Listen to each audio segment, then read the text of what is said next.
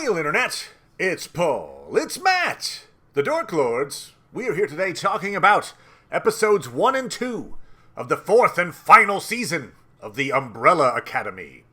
The episode's entitled The Unbearable Tragedy of Getting What You Want and Gene and Gene. It's been a while since we've covered the Umbrella Academy. We recapped seasons 1 and 2. And then we had some other shows to recap during season 3. So the last time we recapped the Umbrella Academy was 4 years ago, Paul. Yeah, I was just looking up exactly how old Aidan Gallagher, the guy who plays number 5, oh, great point. Started. I'm a little kid. I'm an old man. He was 14. Okay, fair when enough. This series first started. Oh, wow. Okay, that was all right. way back in 2019. So at the end of season 3, Reginald reset the timeline, and our heroes found themselves in a timeline in which they have no superpowers. And Reginald seems to be running things from some tall tower, the Hargreaves mansion, whatever. With their mother, it looked like to me. Right, with the mother, exactly. Yep, I agree. So we open with the aforementioned Gene and Gene playing together in a euchre tournament. Actually, I used to play euchre with my sister. I would need a rules refresher, but I used to be quite a euchre player, Paul. Okay, all right. Okay. During euchre? a match, I hardly know her. Hey! Oh, hey! During a match, some kind of tournament, they take a break to meet a man in the parking garage who has a suitcase filled with random artifacts, including a VHS tape of a movie called Love on Loan 2, starring Allison Hargreaves, and a re-elect JFK pin, all suggesting this is from an alternate timeline. Sure. They haggle over the price, shoot the man, take the items, calmly walk away. They are seemingly the Hazel and Cha-Cha of this season. Remember from season 1? We end with Gene and Gene running their car into the Umbrella Academy's van, incapacitating them surprisingly easy, I would say. I don't know. Yeah. Considering what we've seen them survive, you're like, yeah. really got hit by a car and you're okay. Yeah. Anyway, then kidnapping Jennifer, the woman they were rescuing from the town of Grumpson. Sure.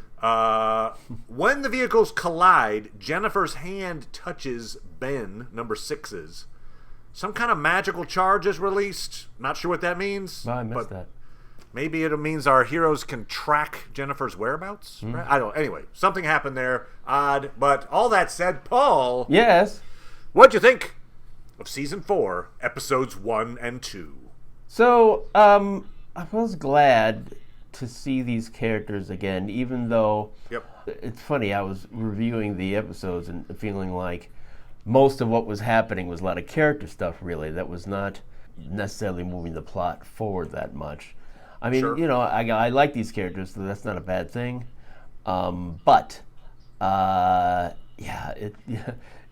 one of the, I think, the thin lines that this show crosses, where it's sort of like, let's see how these characters, a number of them are, in really depressive states. They're doing a weird thing with Victor. Yeah, he seems to be talking better about his life than it seems like he's living. Actually, one of my favorite little dialogue moments was actually when Victor is talking to Allison. Mm-hmm. Allison's afraid to, like, hey, come in on the birthday party, because she feels like everyone still blames her for basically secretly siding with Reginald back in season 3. Yes. And so Victor's like, yeah, no, I don't like you, but I understand what you did. You had a kid, you made choices. So, yeah, no, we're not friends or anything, but no, cool. Anyway, I think everybody's over it. But, I don't like you. I was just like, okay. Yeah. Harsh, but you know. Well, I feel like if you think about Lila last season, that she's pretty mild in a way in this season. The one character that seems particularly unlikable. Unlikable. Yeah, no, there's some depressed ones and folks that, because you were talking about different aspects of two characters. Yes, I was, but in this case, I'm talking about Ben.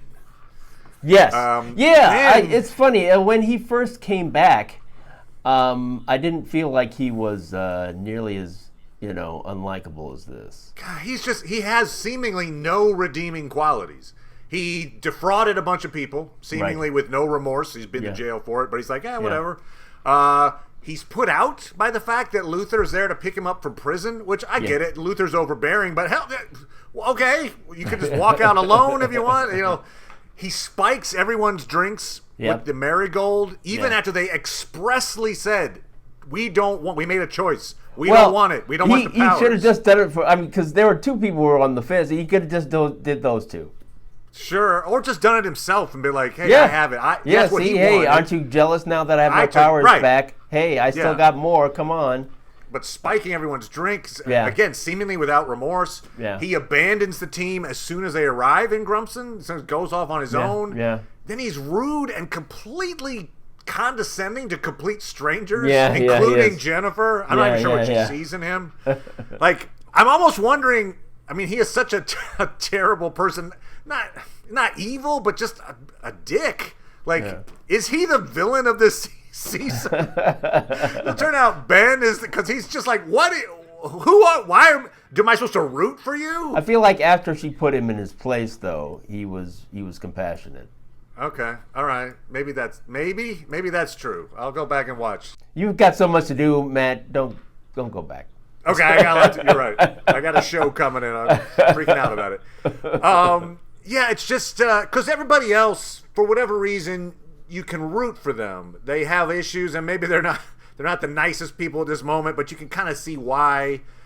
For Ben, he's just like he's just a completely selfish, self-centered dick. Yeah, I don't feel like he was like that in previous seasons, though. Yeah, maybe it's been a while, but But I think one of the things they do try to do, though, it's not just this season either. They always do try to put the characters in an interesting place. So, right. So I feel give them somewhere to go. Yeah, so, the way that Klaus is so much different than he was previously, and I would actually say that, that's another thing that I thought. I mean, Elliot Page is trans, and that's quite a transformation, but I think it fits well with this show. Yep. Luther, the way he changed, and Allison, I just think that's the show. And the way that they sort of treat each other too, it's like in a way very extreme, but you could argue they all do love each other. Yeah, but they do. I mean, the show definitely pushes the dysfunctional quality of their relationships. That's been a thing from the beginning. Yeah, for sure. Yeah, and considering how everything had ended up, Allison being so doubtful if everybody would accept her, it's like everybody accepts you just fine. Yeah, right. Season 4 opens 6 years after season 3, so they've had 6 years. Right. To be kind of normal citizens. Yeah. With a couple of exceptions here, the gang is divided once again where we open. So Victor runs a bar. Luther is an exotic dancer at a rundown club. Yeah. But he picks up Ben from prison, as we mentioned. Ben's been just released after serving time for crypto fraud. Diego works for an Amazon / FedEx style delivery service. Yeah. Pees in a bottle to make his delivery quota, which he does. Something apparently all too common in the real world. Anyway, he's married to Lila. She was the daughter of the handler back in season 2, after the handler had 5 kill her actual parents. So she's raised as an assassin, saw the error of her ways, joined up with the good guys. She and Diego have 3 young kids. Allison is a struggling actress, filming commercials, trying to raise her daughter as a single mom, with the help of Klaus, who looks after the daughter Claire, seems to have a good relationship with Claire. And it's funny. I forgot that she had a child, because I was just thinking that, boy, she seems older than the number of years that we've had. Remember back, I think it was season 1 maybe, when she uses her power on her kid, and that's what really makes her go, boy. So she actually has been around longer than that, Klaus is very paranoid about safety, with helmets and bubble wrapping, everything. But again, given what's happened on the show, I don't know. He probably has a right to be paranoid. I mean, guess. Anyway, maybe not to that level. He's absurdly paranoid. Yes, but he is. Still, yeah, that's a little paranoia you could certainly, grant him given little. their circumstance. But this is like OCD level. Yeah. There are a few characters that are kind of absurdly. The extent of their personality quirks is made absurd, and one of them too would be Luther, who just seems absurdly happy. Yeah. I mean, I'm like, I don't know. I assume it's a mask that he's hiding a desperate loneliness inside. But he's going to have a moment waiting for him to where he can reveal express. that. He's so You're optimistic desperately waiting all the for him time. to reveal it. Yep. Please reveal it, please. Reveal it. Because that is the thing I have about this show. Or maybe it's just this season. Again, it's been so long since we recapped these. I don't remember exactly what my feelings were at the time I was watching those other seasons. But search your feelings, Matt. Search my feelings. You know it to be true. I'll give an example. So, the gratuitous barfing scene. Oh God, yeah. Okay. I could have done without that. So it's an odd choice, right? Now, not that I love gratuitous barfing scenes, but I'm okay with them. Meaning of Life. I think Family Guy had a gratuitous barfing scene. Sure. Those are comedies. I'm sure they did. I wouldn't call this show a comedy. I mean, I don't think I'd call it a comedy. I don't know. I think it definitely has a comedic bent. Okay. I think it's like a gross out sight gag bit seems like an attempt to be wacky for a show that doesn't need to. I don't know. Like it just. It doesn't. I was in love with it. I don't know. Yeah. I wouldn't say that it's necessarily out of out of the character of the show. For me, it was like I'm just hitting over this whole. We have to make good time. That's why we can't stop for you to, and so then he does stop. It's like after everybody's thrown I'll add this because he's okay. You gotta make it. They all vomited multiple times in that van. Yes, and then.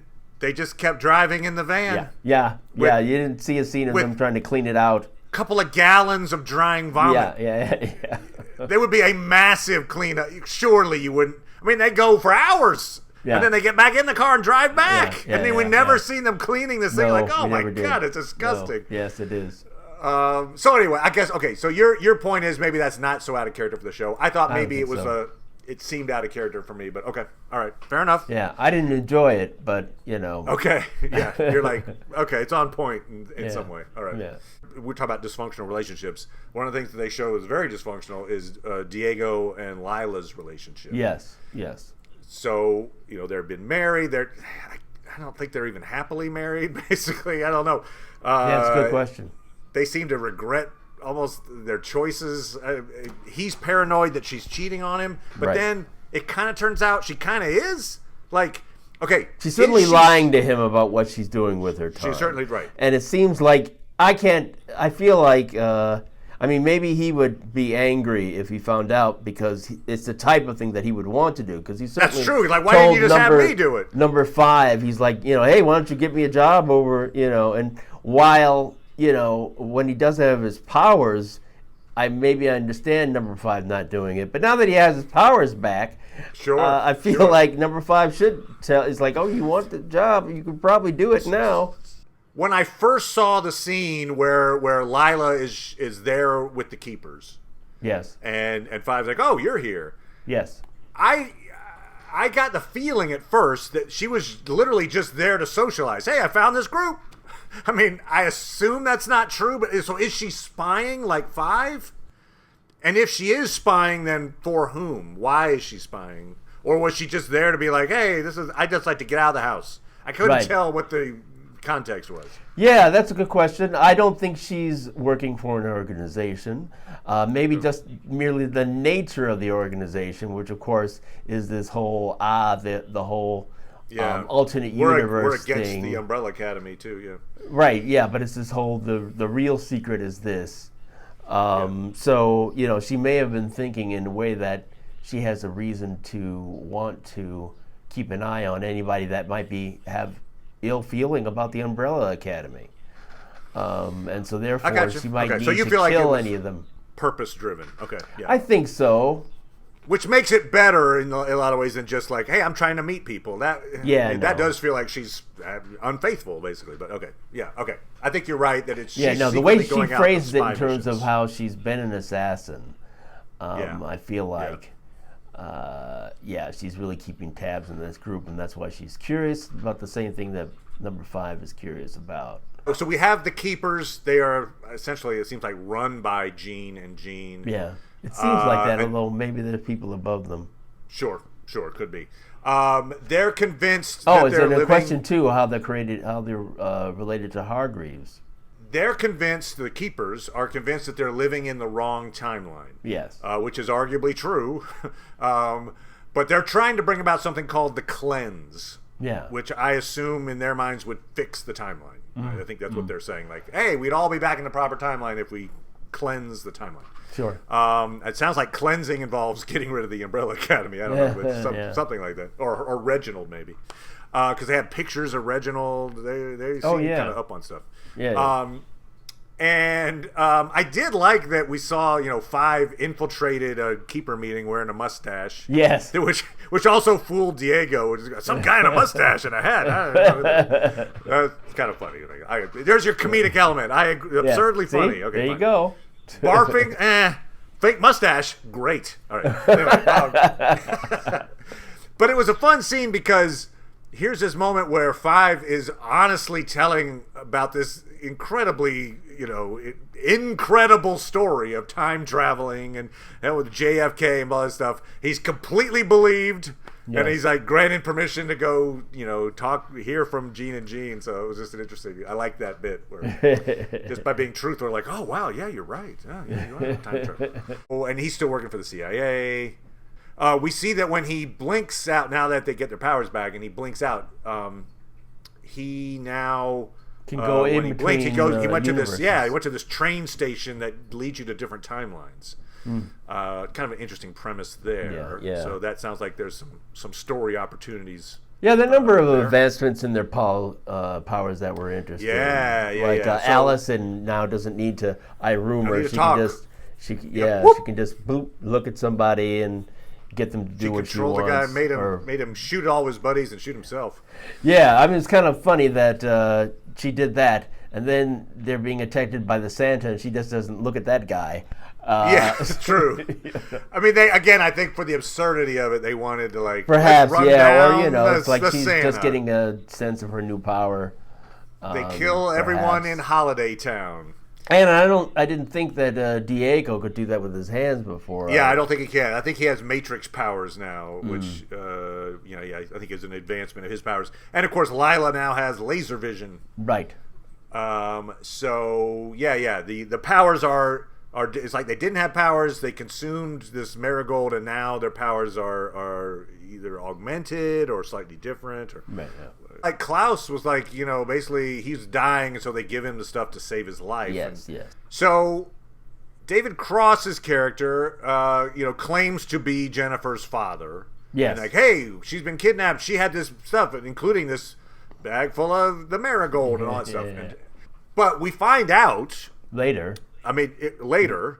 That Jennifer has been running this diner in Grumson for years. She's like, oh yeah, I put the bus stop outside just to fool people to wait and then get hungry and they come inside. So it's not like I got here last week. So she's been there under an assumed name for a long time. Yeah. And then the rest of the town, because they're all dead now, but they were all apparently Hargreave agents. So it seems like, I don't know, she's either under Reginald's protection or Reginald was like keeping her there, but she doesn't seem like she's desperate to escape. Yeah, so I think she was keeping her there, and apparently she didn't have any knowledge of her importance. And we still don't know why she's important, because David Cross was a liar. A liar. It's funny, actually. I think I sort of misspoke and suggested that the people in the town were connected to Hargreaves, although that's what Luther thinks. But, maybe that doesn't make any sense. He saw the little badge, not all of them, but he saw a few of them had Hargreaves. That's right. So he was like, oh, they're Hargreaves folks. That's true, yeah. So who knows who David Cross is associated with? I mean, I wouldn't think it would be Jean. I will say they were awfully nice to him and believing of him, a guy who ended up lying. But when he got their attention by kidnapping Victor, you're like, yes. Oh no, I didn't know what to do. So anyway, I just at gunpoint forced Victor over here anyway, so you can help me. Yeah, why he couldn't have just went to them about that lie? You know, they're all there in Chuck E. Cheese or wherever it was. So the story is unfolding, as you say. There were a lot of character beats, but I think there's also enough of like interesting plot developments. I like the keepers, the idea of like a group. It almost feels a little like The Leftovers, right? Like, hey, are we in the right place? What is, I don't know. Somehow a cult has come up over. I don't think we're in the right place anymore, or whatever. And it's nice to see how they sort of the umbrella effect. Ooh. The umbrella effect. Yeah. Yeah, and it's nice that that they chose, the real life couple of Megan Mullally and Nick Offerman to be Gene and Gene. Yep. No, it works, and I'm a big fan of both of them. So that's a good casting choice. Well played. Yeah. So intriguing. I'm interested to see where they take this. There's only 6 episodes total, so we'll be back. And before the series ends, right? And it's the end of the series. Yes. Yeah. So interested to see where they take this. We'll be back talking about episodes 3 and 4. Thank you as always, Paul. Appreciate it, good sir. No problem. And we'll talk to everybody next time. Bye. Bye.